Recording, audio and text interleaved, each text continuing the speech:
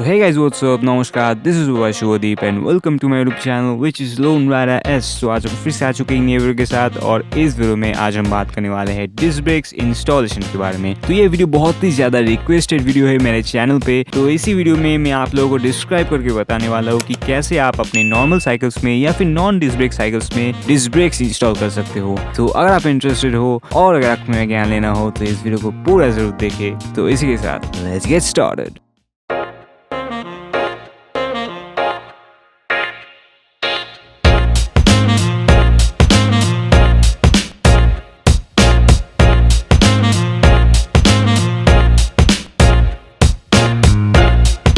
तो इसके साथ इस वीडियो को स्टार्ट करते हैं। तो जैसा कि मैंने बताया कि ये वीडियो बहुत ही ज़्यादा रिक्वेस्टेड वीडियो है मेरे चैनल पे। तो ये मैंने एटॉमिक में मैंने इंस्टॉल कर दिया है हमारा डिस्क ब्रेक्स, और उसको मैंने बहुत दिन पहले इंस्टॉल किया था। बट अभी मैं आप लोगों को डिस्क्राइब करके बताने वाला हूँ कि मैंने उसको कैसे इंस्टॉल किया है। पूरा डिटेल्स मैं आपको दूंगा, बहुत ही ज़्यादा आसान है। तो सबसे पहली चीज़ तो ये कि आपको एक डिस्क ब्रेक का पैक चाहिए होगा या फिर एक डिस्क ब्रेक का सेट चाहिए होगा। अमेजोन पे कुछ लिंक्स अवेलेबल है, उसका लिंक मैं डिस्क्रिप्शन में दे दूंगा, आप जाके उसको चेकआउट कर सकते हो। आई एम नॉट श्योर वो कैसे होने वाले हैं, मैंने अपने ऑफलाइन मार्केट से लिया था, बट अमेजोन का लिंक्स मैं डिस्क्रिप्शन में दे दूंगा। आप डेफिनेटली जाकर उसको चेकआउट करो, अगर पसंद आए तो ले सकते हो। मैंने यहाँ पे जैसे कि मैंने बताया ऑफलाइन मार्केट से परचेज किया है 2 डिस्क ब्रेक्स में। यहाँ पे फ्रंट और रियर दोनों के बारे में आप लोगों को डिस्क्राइब करके बताऊंगा कि फ्रंट और रियर दोनों को कैसे इंस्टॉल किया जाता है, क्योंकि ज्यादातर वीडियोस मैंने देखे हैं यूट्यूब पे कि या तो फ्रंट रहता है या फिर रियर रहता है, बट यहाँ पे मैं दोनों के बारे में बताने वाला हूँ क्योंकि ज्यादा डिफरेंस नहीं है दोनों में। तो इसी के साथ हम लोग आ जाते हैं यहाँ पे सबसे पहले इसके कंपोनेंट्स पे कि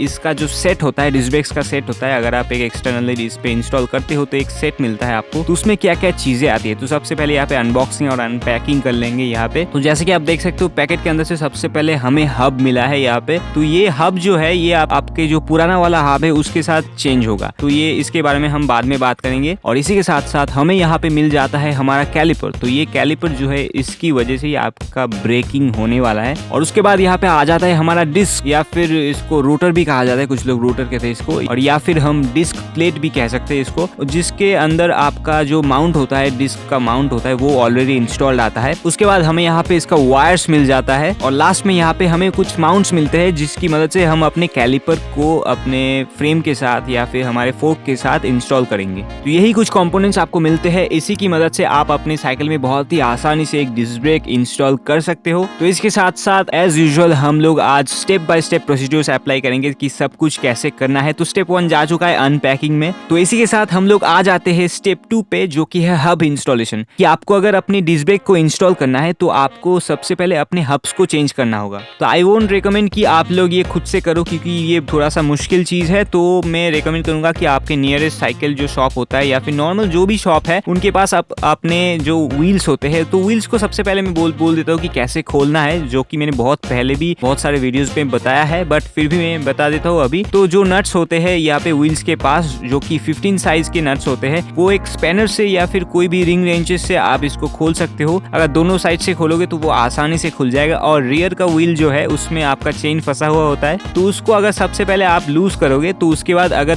थोड़ा सा सामने की तरफ पुश करते हो तो आपका चेन लूज हो जाता है, और उसके बाद आप अपनी चेन को आसानी से उसमें से निकाल के उसके बाद अपने व्हील्स को निकाल सकते हो। ये बहुत ज्यादा आसान है। उसके बाद दोनों व्हील्स को निकालने के बाद आपको ये करना है कि दोनों जो हब्स है, या फिर अगर आप सिंगल व्हील करना चाहते हो, फ्रंट व्हील पे करना चाहते हो या फिर रियर व्हील पे करना चाहते हो, जो भी है वो आपके ऊपर है। बट जो भी व्हील पे आप करना चाहते हो, जैसे कि मेरे यहाँ पे मैं दोनों व्हील्स में डिस्क ब्रेक्स लगाऊंगा, तो उसके लिए मुझे दोनों के हब्स को चेंज करना होगा, जो कि मेरे डिस्क ब्रेक के सेट के साथ आती है उससे। तो इसको मैं दुकान में लेके जाऊंगा, उसका फुटेज मैं नहीं दिखा रहा अभी, मेरे पास नहीं है वो फुटेज। उसको मैं इसमें थोड़ा सा टाइम लगता है बाय द वे, और उसको मैं दुकान में लेके जाऊंगा और दोनों हब्स को मैं चेंज कर लूंगा। और इन दोनों में थोड़ा सा डिफरेंस होता है फ्रंट और रियर में। तो फ्रंट वाले में एक ही तरफ आपको थ्रेड देखने के लिए मिलेगा, जिसमें आपका डिस्क ब्रेक का रोटर जो है वो इंस्टॉल होगा, जो कि आपको क्लॉकवाइज रोटेट करके उसको इंस्टॉल करना होता है। और पीछे का जो डिस्क ब्रेक है उसमें आपको दोनों तरफ में थ्रेड्स दिखेंगे। तो एक होता है फ्री व्हील के लिए और एक होता है डिस्क ब्रेक के लिए। तो ये बहुत ही ज्यादा सिंपल चीज है, आई होप आप लोगों को समझ में आ गया होगा। उसी के हिसाब से आपको अपने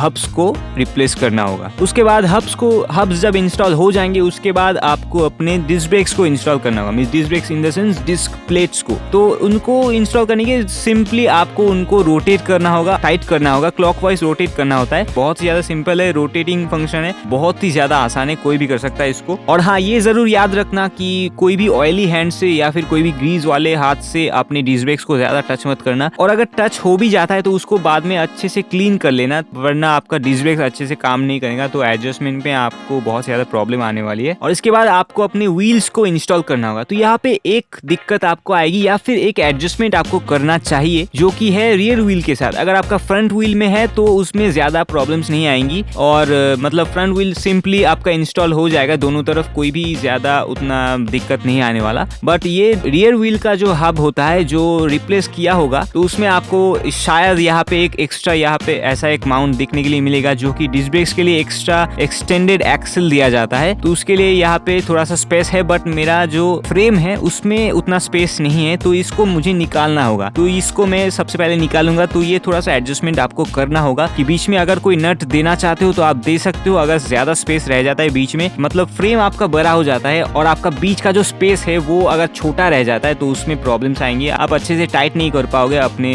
व्हील्स को। तो उसके लिए आप अगर एक नट इंस्टॉल कर दोगे अंदर से, या फिर कुछ साइकिल्स में नहीं भी लगता है बट कुछ साइकिल्स में लग सकता है कि अगर आपका ये छोटा पड़ रहा है या फिर आप टाइट नहीं कर पा रहे तो उसमें आप एक छोटा सा नट अंदर घुसा सकते हो 15 mm का, और उससे आसानी से ये टाइट हो जाएगा। तो ये आपको थोड़ा सा एडजस्टमेंट करके देखना होगा अपने हिसाब से कि आपका कौन सा साइकिल है, उसके हिसाब से आपको देखना होगा आपको एक एक्स्ट्रा नट चाहिए या नहीं। और उसके बाद अगर आप बाहर से इसको नॉर्मली टाइट कर दोगे तो ये आसानी से टाइट हो जाएगा। और इसी के साथ आ जाते हैं हमारे स्टेप 5 पे, जो कि है माउंट्स का इंस्टॉलेशन। तो मैं सबसे पहले ही बता दूं कि मेरा जो फ्रंट सस्पेंशन है उसमें ऑलरेडी माउंट्स दिया हुआ है डिस्क ब्रेक्स लगाने के लिए, तो उसमें मैं माउंट्स इंस्टॉल नहीं करूंगा। बट रियर में आपको माउंट्स इंस्टॉल करना होगा। बट माउंट्स इंस्टॉल करने से पहले मैं सबसे पहले यही बता देना चाहता हूँ आपको कि माउंट्स में थोड़ा सा प्रॉब्लम है। ये माउंट्स बहुत ही ज्यादा अनस्टेबल टाइप का है कि आपके डिस्क ब्रेक्स को ये मतलब पूरा परमानेंट टाइप का नहीं बनाता। तो मैं रिकमेंड करूंगा कि अगर आप ये कर सकते हो तो ऑब्वियसली करो, कि आप अपने माउंट्स को वेल्डिंग करवा सकते हो अपने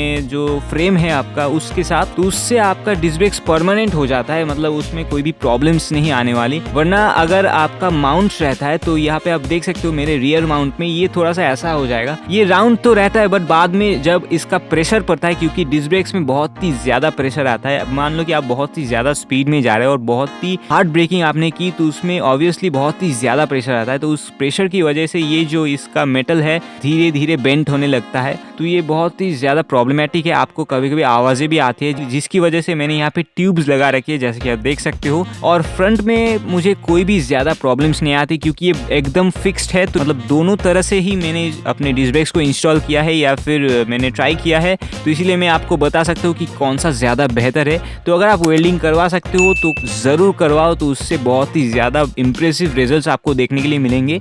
और उसके बाद आप थोड़ा सा कलर कर लेना अपने वो वेल्डिंग वाले पोर्शन को, तो उससे कोई भी रस्ट वस्ट नहीं आएगा। तो फिर भी मैं आप लोगों को बता देता हूँ कि कैसे आप माउंट्स को इंस्टॉल कर सकते हो। तो यहाँ पे ये जो पार्ट दिख रहा है आपको, इसको आपको ऐसे इंस्टॉल करना है। एक आपके एक्सिल के बीच में जाएगा, आपका जो व्हील हब है और आपका जो फ्रेम है उसके बीच में जाएगा एक्सिल में, और दूसरा पार्ट यहाँ पे ऊपर की तरफ रहेगा। तो जैसे कि मैंने यहाँ पे दिखा है वैसे ही आपको करना है, उसी से आपका काम बन जाएगा। और यहाँ पे ये जो राउंड पार्ट है इसको आपको इसके साथ दोनों स्क्रूज के साथ यहाँ पे टाइट कर देना होगा। बहुत ही ज्यादा सिंपल है। और यहाँ पे क्योंकि ये राउंड पार्ट बहुत ही ज्यादा बड़ा है, मेरे यहाँ पे फ्रेम का जो ट्यूब है उसके साथ ये मैच नहीं हो रहा है, या फिर इसका जो डायमीटर है ये बहुत ही ज्यादा बड़ा है और मेरे फ्रेम का ट्यूब का डायमीटर बहुत ही ज्यादा पतला है। तो उससे ये प्रॉब्लम आने वाली है कि इधर उधर जाने वाला है और इधर उधर जाता भी है। इसके लिए मैं एक ट्यूब इंस्टॉल करूंगा यहाँ पे। और नीचे जो है, नीचे मैंने बाद में किया था ये, क्योंकि इसमें जाके टच हो रहा था, तो इसमें मैंने एक और ट्यूब लगाया था जिप टाइज के साथ, ताकि इसमें कोई स्क्रैचेस ना आए। तो ऐसे ही आप अपने माउंट्स को इंस्टॉल कर सकते हो। ये भी बहुत ज्यादा सिंपल है, ज्यादा दिक्कत वाली बात नहीं है। और हाँ, एक चीज बता दूं कि पहला जो माउंट है उसको इंस्टॉल करने के बाद आपको उसको ऑब्वियसली टाइट करना पड़ता है। आपका जो 15 mm का नट है तो उसको ऑब्वियसली आप टाइट करो, भूल मत जाना उसको लूज करने के बाद। और उसी के साथ हमारा नेक्स्ट स्टेप आ जाता है जो कि है इंस्टॉलिंग कैलिपर्स। तो कैलिपर्स में आपको यहाँ पे 2 स्क्रूज दिख रहे होंगे यहाँ पे, जैसे कि आप देख सकते हो। या तो एलन की स्क्रूज हो सकती है या फिर ये नॉर्मल जो स्क्रू ड्राइवर वाले स्क्रू होते हैं वो भी हो सकता है। सिंपली आपको ये दोनों स्क्रूज निकाल लेना है और यहाँ पे जो माउंट्स में दोनों स्क्रूज दी गई है उनके साथ इसको इंस्टॉल कर देना है। ये भी बहुत ही ज्यादा सिंपल है, ये आसानी से इंस्टॉल हो जाएगा। सिर्फ आपको स्क्रूज को निकाल के उसके साथ आपको स्क्रूज को घुमा देना होता है, तो ये आसानी से यहाँ पे टाइट हो जाता है। और हाँ, डिस्क ब्रेक्स के हिसाब से आपको सबसे पहले उसके मतलब आपका जो कैलिपर है उसको डिस्क ब्रेक्स में घुसाना होगा, उसके बाद उसको टाइट करना होगा। वरना अगर आपका कैलिपर बाहर रह जाता है तो आपके डिस्क ब्रेक्स में प्रॉब्लम्स आएंगे। मतलब अगर वो स्क्रैचेस भी आ सकते हैं, ऑब्वियसली डिस्क ब्रेक्स के अंदर रहना चाहिए, मतलब दोनों कैलिपर के बीच में आपका डिस्क ब्रेक रहना चाहिए। तो वैसे ही आप इसको इंस्टॉल करो और उसके बाद ही इसको परमानेंटली टाइट करना। और इसके बाद वाला स्टेप जो है मतलब स्टेप 7 में आता है हमारा वायर्स को इंस्टॉल करना। एक चीज मैं बता दूं कि मेरा फ्रंट ब्रेक का जो सेट है उसके साथ जो वायर आया था तो वो बहुत ही ज्यादा चीप क्वालिटी का आया था, वो मुझे बिल्कुल भी पसंद नहीं आया। तो इसीलिए मैंने एक नया वायर लेके आया और मैंने जो सेट के साथ आया था उसको मैंने साइड में रख दिया क्योंकि वो बिल्कुल भी अच्छी क्वालिटी का नहीं था। तो सबसे पहले तो आपको सिल्वर पार्ट जो है आपके वायर्स का उसको पहले ब्लैक पार्ट से निकाल लेना होता है। और आपका ब्लैक पार्ट जो है उसको जितने भी लूप्स है आपके साइकिल में और रियर ब्रेक या फिर फ्रंट ब्रेक दोनों में जितने भी लूप्स है उसमें से आपको घुसा देना होता है ताकि आसानी से वो मतलब चला जाए जहाँ पे भी आप उसको पहुंचाना चाहते हो। और उसके बाद आपको देखना है कि आपका वायर्स एक्स्ट्रा है या नहीं। तो अगर एक्स्ट्रा है तो उसको आप कट कर सकते हो। तो जैसे कि मैंने यहाँ पे कट किया है, आप भी कर सकते हो। यूजुअली एक्स्ट्रा नहीं होता पर मैंने यहाँ पे क्योंकि एक्सटर्नली परचेज किया है तो इसीलिए यहाँ पे फ्रंट वाला एक्स्ट्रा होने वाला है, तो इसीलिए मैंने उसको कट किया है। और कट करने में थोड़ी सी दिक्कत आ सकती है क्योंकि अंदर में लोहे का एक रोल टाइप का होता है, तो वो कट करने में थोड़ा सा प्रॉब्लम आता है बट इजीली कट हो जाता है। इसको साइज में कट करने के बाद आपको